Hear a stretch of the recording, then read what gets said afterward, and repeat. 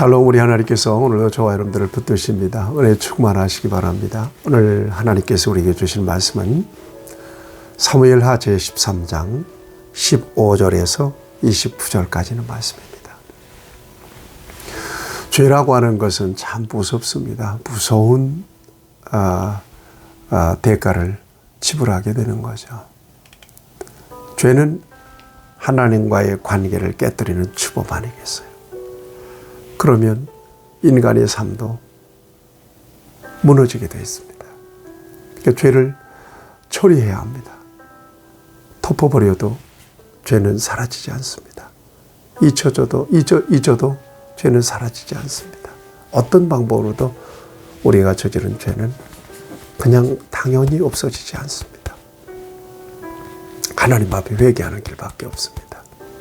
회개하면 하나님이 널리 용서해 주십니다. 그러므로 죄로 깨어진 하나님과의 관계도 회복되고 우리의 삶도 회복되는 거예요. 여러분, 죄 관리 잘 하셔야 되고요. 하나님과의 관계 관리 잘 하실 수 있어야 돼요.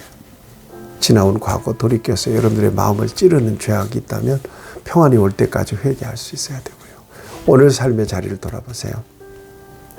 저와 여러분들이 하나님의 목적에 합당하게 지금 살아가고 있는지, 그 일을 지금 하고 있는지 돌아볼 수 있어야 됩니다.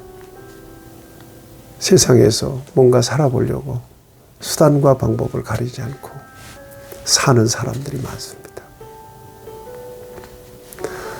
정상은 이해가 되지만 그러나 하나님 앞에서 올바르지 못한 일이라면 그거 내려놓아야 됩니다. 다른 일을 구해야 됩니다. 저와 여러분들의 삶의 자리를 다시 한번 바라볼 수 있어야 되고, 또 미래도 마찬가지예요.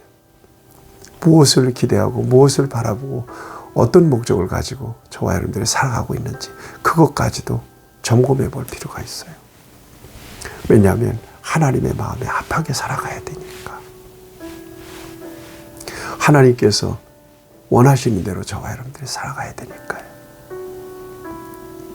여러분, 하나님 앞에 서는 순간까지 믿음을 지키며 하나님의 법대로 사는 저와 여러분들이 되기 바라요. 그럴 때 하나님께서 은혜 베풀어 주세요. 반드시 그 사람이 잘 되게 해주세요. 자, 오늘 본문 말씀도 보세요. 이게 참 다윗 가문의 비극적인 역사인데, 이 비극은 다윗이 저지른 죄, 바세바를 범한 죄, 우리아를 죽인 죄, 그 죄에 대한 대가를 지금 다윗이 아주 톡톡하게 지불하고 있는 거예요.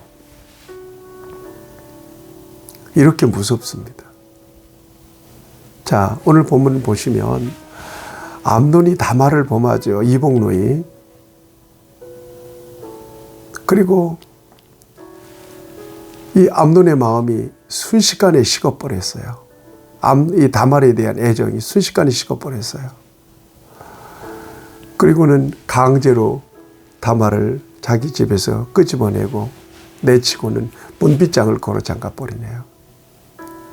그러니까 다말 입장에서는, 아니, 오빠가 자기를 범해놓고 사랑한다고 해놓고 이렇게 자기를 범하고 난 뒤에는 막 이렇게 찬밥 신세 만들어버리고 그냥 이렇게 매몰차게 하는 그 억울한 일을 만나고 나서 그냥 채색 옷을 찢으면서 죄를 뒤집어 쓰고 손을 머리 위에 얹고 그냥 막 울면서 부르짖어요.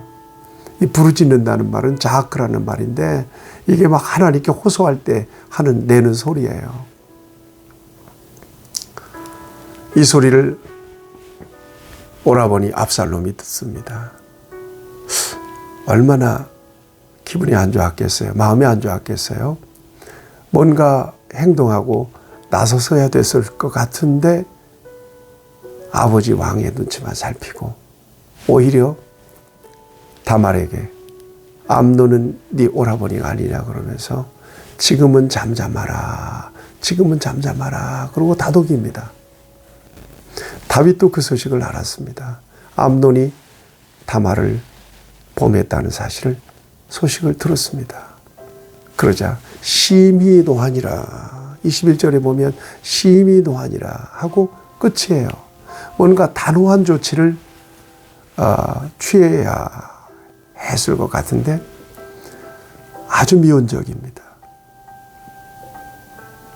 아들들에 대한 애정이 이처럼 왜곡되게 표현되는 것을 볼 수가 있습니다. 마치 못과 오볼의 비유예요. 엘리 제사장이 아들들이 제사를 범하게 되자 원성이 대단해지죠. 그러니까 아들들 불러서 얘들아 그리 맞아라, 그래 하지 말아라. 그것은 하나님 앞에 죄가 된다. 그러지 말아라. 그러고 그냥 말았어요. 그 이상 단호한 조치를 뭔가 취했어야 됨에도 불구하고 아주 미온적으로 대처하게 되는 것이 더 큰 화를 불러오게 되는 거예요. 여러분, 저와 여러분들이 이건 죄다. 우리의 양심이 소리 지르잖아요. 벌써. 뭐 누가 말해야 되나요? 이미 다 알잖아요. 아시죠? 이게 잘못됐는지 하나님 앞에서 잘 되는 일인지 내가 지금 잘못하고 있는지 잘하고 있는지 모르시나요? 아시죠? 알면서 짐짓 그러는 것 뿐이에요. 여러분, 단호해야 된다니까요. 끊어야 돼요. 거기서 끊어내지 못하면 그로 인하여 일파만파 저와 여러분들의 삶이 완전히 무너질 때까지 죄는 공격합니다. 어떻게 하는 길밖에 없어요? 회개하는 길밖에 없어요. 회개함으로 끊어내야 돼요. 죄에 대해서는 단호하시길 바랍니다. 그래서 성경의 기준은 뭐냐면 악은 그 모든 모양이라도 버리라고 하는 거예요. 왜요? 하나님과의 관계가 문제가 생기거든요. 자, 어쨌건 일이 있은 뒤에 만 2년이 지났어요. 만 2년이 지나면서 압살롬의 마음속에는 복수의 칼을 갈고 있었고요. 기회를 노리고 있었던 것입니다. 이때 압살롬이 양털 깎는 행사에 다윗과 그의 왕자들을 초청하게 돼요. 그러자 다윗이 다 가서 너에게 부담될 거 없다. 나는 못 간다. 그래서 왕자들과 그러면 아버지가 형 암논을 좀 초청해 주세요. 가라고. 그래서 오늘 본문 보세요. 27절을 보면 압살롬이 간청하며 왕이 암논과 왕의 모든 아들들을 그와 함께 그에게 보내리라 그랬단 말이에요. 다윗은 못 가도 암논과 그의 왕자들을 그 양털 깎는 행사, 그 축제 아니겠어요? 거기에 보낸 겁니다. 그래서 잔치를 벌여놓고 한참 술을 마시면서 이제 흥이 나는 그런 판입니다. 이때 압살롬이 자기 종들에게 암논이 술에 취해 있을 때, 즐거워할 때, 술로 인하여 즐거워할 때 그를 쳐서 죽이라고 명령합니다. 여러분, 28절 말씀입니다. 내가 너에게 암논을 치라 하거든 그를 죽이라, 두려워하지 말라. 그래서 암논이 술에 취해서 곤드레 만드레 하고 있을 때 압살롬이 종들에게 딱 사인을 보내자 그냥 암논을 죽입니다. 그리고 다른 왕자들은 노새를 타고 혼비백산에서 도망하죠. 이런 비극이 다윗 가문에서 또 일어나게 된 거예요. 항상 염두에 둬야 돼요. 우리가 인생이 이렇게 불행해진 것은 뭐 때문에 그래요? 원죄 때문에 그런 거 아니겠어요? 이 다윗 가문에 이런 비극적인 일이 뭐 때문에 이렇게 일어나는 거예요?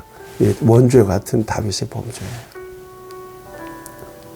여러분, 오늘 저와 여러분들을 살피셔야 돼요. 하나님 앞에서 이미 하나님은 그리스도 안에서 저와 여러분들을 용서하셨어요. 그렇지만 세상에 사는 동안에 여러 가지 연약해서 지은 죄는 많습니다. 자각이 될 때마다 용서해 주세요. 용서해 주세요. 우리 교단에 장수를 하시고 103세인가요? 교단 총회장을 지내신 고 방질 목사님, 평생에 회개했다고 그래요. 자기의 죄를 회개하고 이 나라 이 민족을 위해서 회개하고 계속 회개하는 기도를 들으셨다고 그럽니다. 여러분, 하나님 앞에서 오늘도 온전한 삶을 믿음 안에서 살면서 축복을 심으세요. 믿음을 심고 순종을 심으세요. 그래서 하나님의 복을 날마다 거두며 누리며 사는 여러분 되시기 바랍니다. 죄는 단호하게 각을 세우세요. 그리고 얼른 돌이키셔야 돼요. 회개함으로. 그래서 하나님과의 관계가 더 친밀한 가운데서 주님 주시는 평강을 오늘도 누리시는 저와 여러분들이 되기를 바랍니다. 하나님, 오늘 귀한 말씀을 통해서 다윗 가문의 이 같은 불행한 역사를 우리에게 가르쳐 주십니다. 비극적인 역사를 가르쳐 주십니다. 우리의 삶의 자리를 돌아보며 하나님 앞에서 완전한 믿음으로 반응할 수 있도록 우리에게 주의 성령을 통하여 은혜를 베풀어 주시옵소서. 예수님의 이름으로 기도하옵나이다. 아멘. 여러분들을 축복합니다.